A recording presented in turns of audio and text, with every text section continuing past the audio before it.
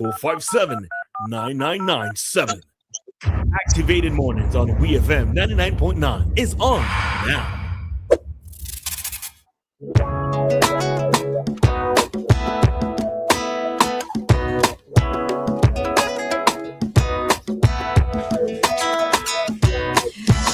And it is 7:45, and that means it's time for us to get commentary from Lyf Compton this morning. Lyf, good morning to you.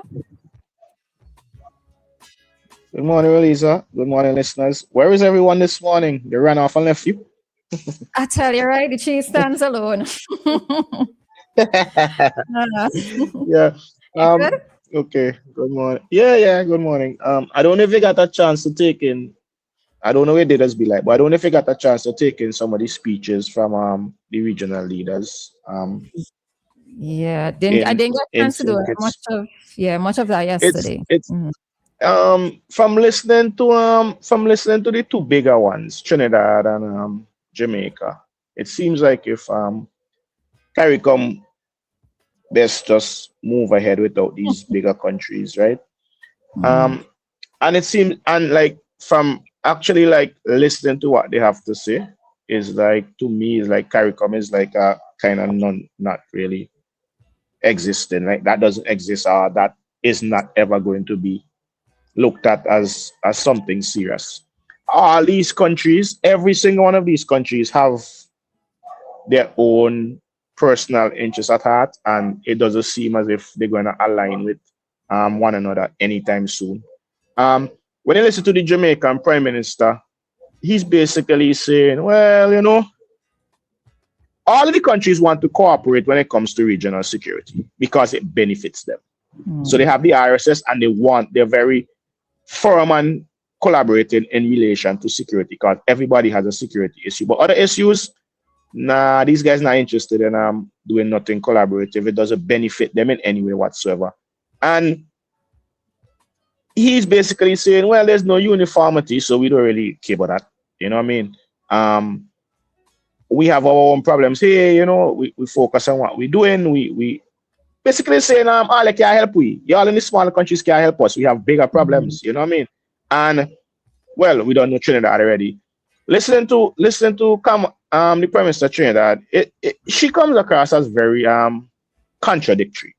Because at one point she says, oh, you all in the region talking about Cuba. Why you think the Cuban people don't want to have an election where they choose the leader? All of us do it. All of us do it. Why you think Cuba don't want to have a system in place where they can vote for the leader?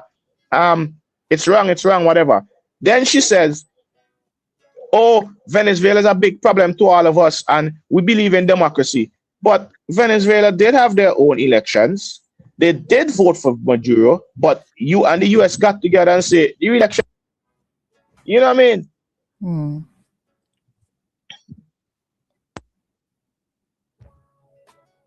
All right, Lyf?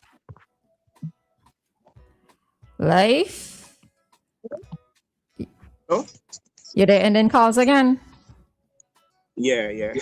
So they basically say, oh, you know, democracy, but Venezuela does have a democratic process in which they vote for the leader. But you say it wrong. You say it fake. You say it's not working. The people need to vote forever. So then one time you're saying that Cuba is not democratic. They need that. But Venezuela that is democratic and voted for the leader, you saying that the election was rigged.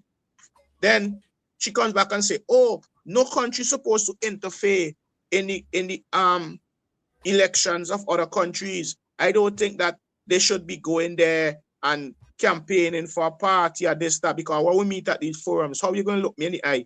But your junior minister was intimately involved in Stevenson's election, and we never hear you come out and tell him stop. You know what I mean? So it just was like her rhetoric was all over the place, you know what I mean? But I have to admit that Jamaica, Trinidad, whoever that decides to go it alone, if St. Vincent decides to go it alone, Grenada, I have to agree with them for deciding to go it alone. Because really and truly, right, let me be realistic. Do we really want to have free movement of nationals between Jamaica and St. Vincent and the Grenadines? Do we really want to have free movement of nationals between Trinidadians and St. Vincent and the Grenadines, or Guyanese and St. Vincent and the Grenadines?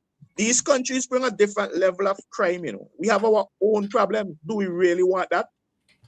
Because you remember the former prime minister, now opposition leader, said that the United States of America is destabilizing Venezuela.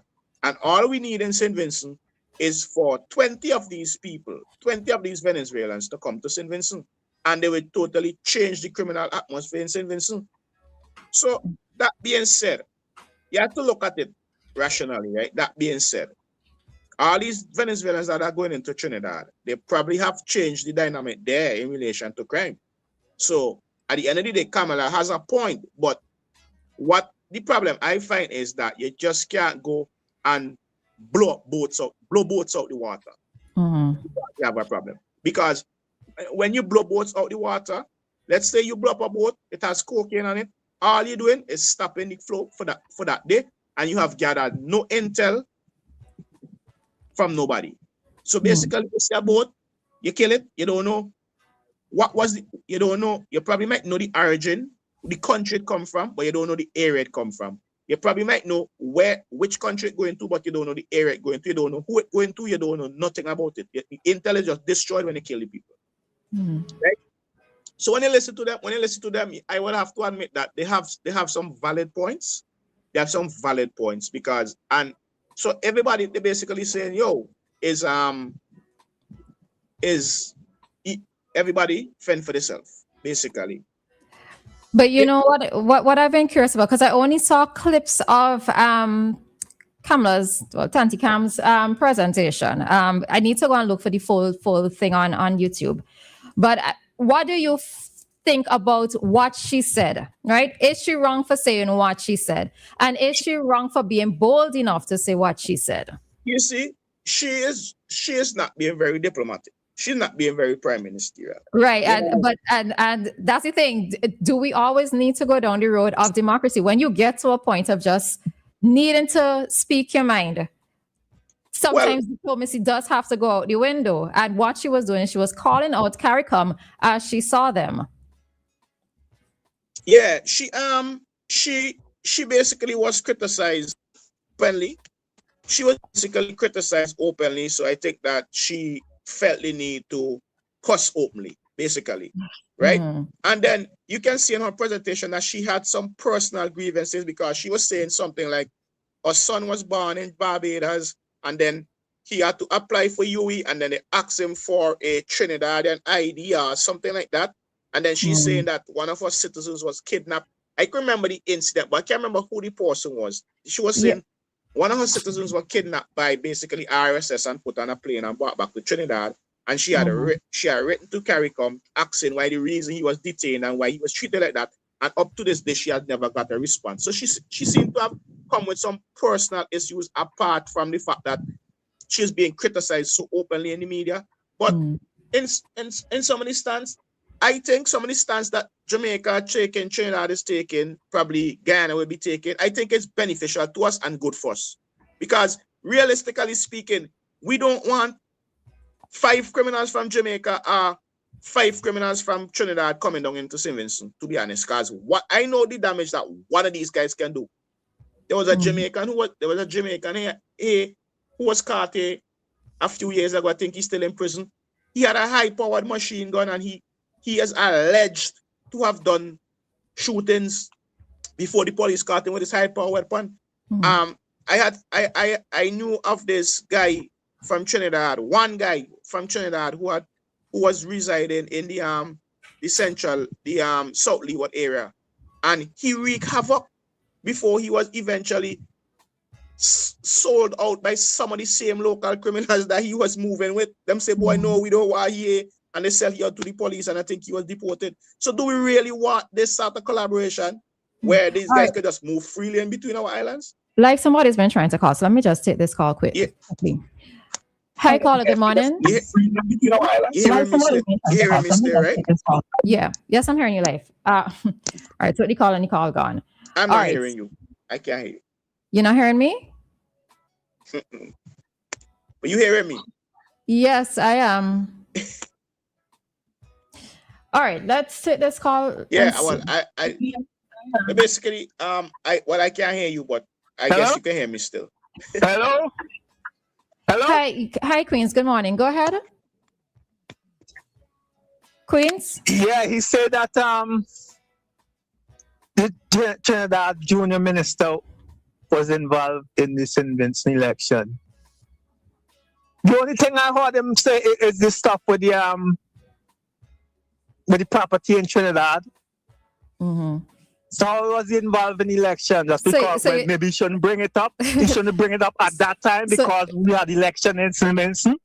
Right, well, you could see how that could have possibly caused well, not possibly caused. It did cause a lot of controversy and a lot of talk, and it could have influenced how some persons saw not just the opposition leader, but members of the opposition leader's family. All right, so it might not have been a direct. It might not have been a direct. Oh, you vote for you as Vincentian should vote for this person or that person, but it could add to certain things of how persons viewed that former that family. Lyf, you hearing me? Well, if somebody go on somebody platform, because different right throughout the region, they just go on other people's platform. Gunsap, they go on in Jamaica, the Jamaica party, they go on their platform.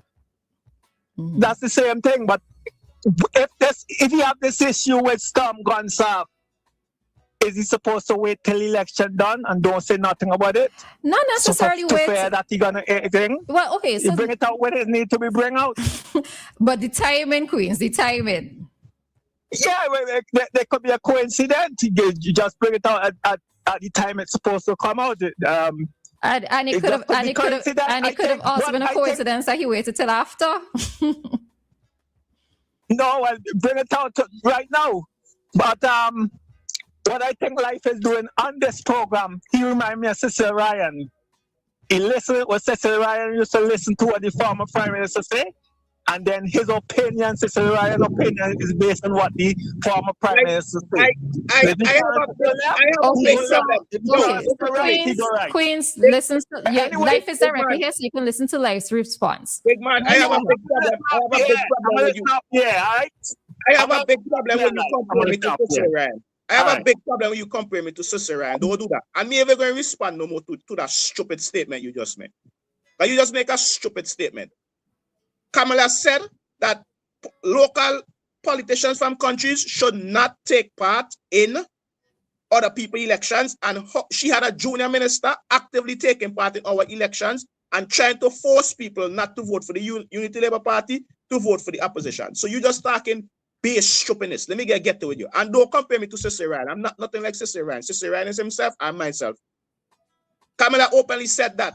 And she was interfering, their party was interfering in Vincentian elections. And I'm all for that. You're an idiot. All right. I do think, Queens, it would be naive for you to think that dropping it at the time that it was dropped would not somehow influence how people thought about the former Prime Minister, right? It would be quite naive to think that. So, yeah. These people listen to what they want to listen and they put their own spin on things. And he is known for that. So I don't even, what he's saying is it even make no sense. Right. Moving on to something else, because I know I have to end at 8 o'clock. There's a book launch today in I think it's Hobo Jungle. They are launching some collection of work today done by inmates at His Majesty's prison. And apparently Junior Jarvis, who has some work in this book currently, and I think some books that were launched before, he has a big problem with the way the whole setup is going. He's claiming that he's not receiving the royalties, and the books that have launched, that were launched with his name, that he did a few months ago. He's claiming that they are bestsellers in Latin America and other places, and they're not receiving but who's legally responsible for managing his affairs while he's in prison? Yeah, somebody managing the affairs, and apparently the person signed a contract on his behalf. I don't know what the contract says, but now he has a big problem in it, because he's saying that to date, he has only been told about $90-something that they have for him in a check or something like that. So he's asking for a whole revamping of the system and them to look over the system or whatever, because he doesn't really want to be associated with that anymore. So he's asking for them to look into that. But he's gonna have an uphill battle because a contract was signed. I don't know what was in the contract. Plus he's in prison. He can't really like push it how he wants to push it or whatever. But he says he has a big problem with how the whole setup is going or whatever. He's been fighting. He can't really do anything about it. But in the book that is being launched today, if I'm not mistaken, it's a collection of prose and poetry from other inmates as well. So in terms of that book itself, it's going to have to be shared. Whatever benefits, whatever financial gains that they get, it's going to have to be shared amongst the contributors, not so? Yeah. So he's saying that the whole system is flawed in relation to the royalties or whatever, and they make like crumbs. But he says he has data to show that the books are being sold by a lot of people online or whatever, and they have no way of.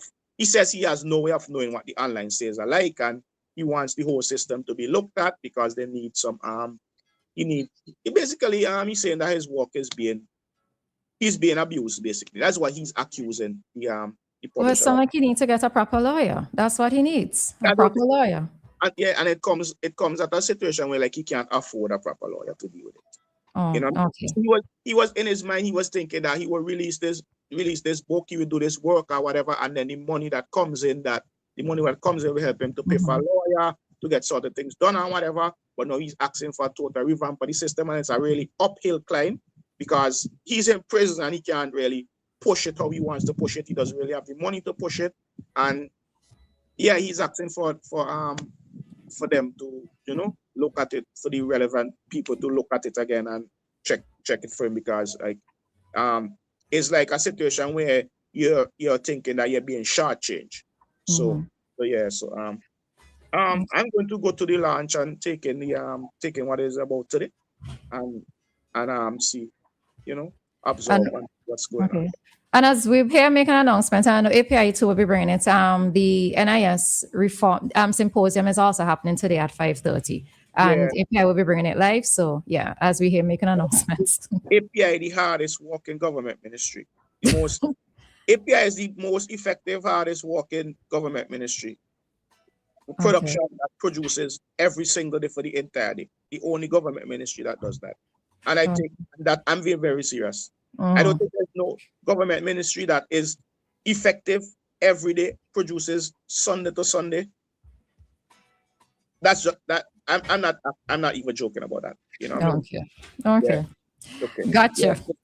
Yeah. So you all enjoy the rest of your day and take it easy. All right, no problem. So we'll see you again tomorrow, and thanks for your commentary today, Lyf. Have a good one. And that was today's commentary with Lyf Compton. For the most part, we were talking about CARICOM and will Jamaica and Trinidad and Tobago still be a part of it. All right. So in a few minutes, we'll be bringing to you this morning's COP chat. Time here in SVG, it is 8:03, quickly approaching 8:04. And our time check came to you with the compliments of New Haven Funeral Home. Death is a fact of life. Even though death is a fact of life, that doesn't make it any easier.